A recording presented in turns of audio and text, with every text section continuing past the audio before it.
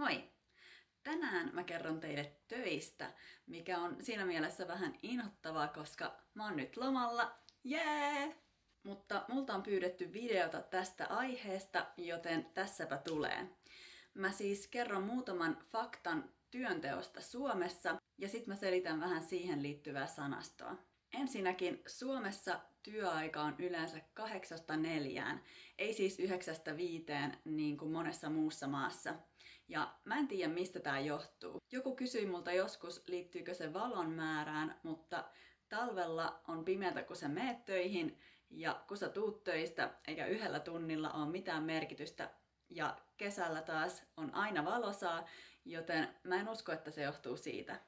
8–4 on siis tavallinen työaika toimistotyössä, mutta työmailla työpäivä alkaa jo 7 aamulla. Suomessa ollaan tosi tarkkoja tauoista ja niistä pidetään todellakin kiinni. Meillä on siis 2 palkallista 12 minuutin kahvitaukoa, ensimmäinen 9 ja 10 välillä aamulla ja toinen 2 iltapäivällä.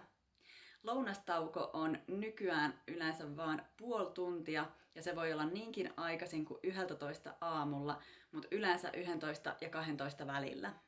Tällä tavalla normaali työaika Suomessa on 37,5 tuntia viikossa. Ja yksi aivan mahtava asia Suomessa on se, että ylitöitä ei tehdä ilman korvausta. Tämä siis pätee useimpiin firmoihin ja julkisiin työpaikkoihin, mutta tietenkin poikkeuksiakin on. Ylitöistä siis maksetaan tai ne saa ottaa vapaana. Työaikaa mitataan usein kellokorteilla ja joissakin paikoissa jopa minuutin tarkkuudella.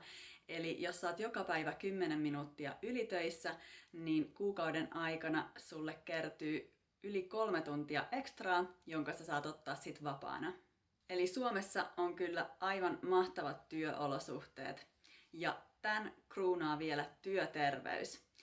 Eli firmat tekee sopimuksen yksityisen lääkäriaseman kanssa niin, että sä pääset ilmaiseksi lääkäriin. Tavallisesti yleislääkärille, jos sä esimerkiksi tarvit sairauslomaa, mutta joillakin se kattaa myös erikoislääkärit. Suomessa ei muutenkaan julkiset lääkärit maksa kauhean paljon, mutta sinne ei yleensä pääse niin nopeasti. Lopuksi vielä pari asiaa tähän liittyvästä sanastosta.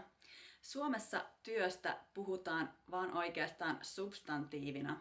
Eli verbi to work on olemassa, se on työskennellä, mutta sitä ei oikeastaan käytetä koskaan. Suomessa siis tehdään töitä ja tämä viittaa yleensä oikeasti vaan siihen toimintaan eikä siihen, mikä sun ammatti on. Esimerkiksi mä oon tehnyt töitä koko päivän aamusta iltaan. Tai mun täytyy tehdä töitä viikonloppunakin.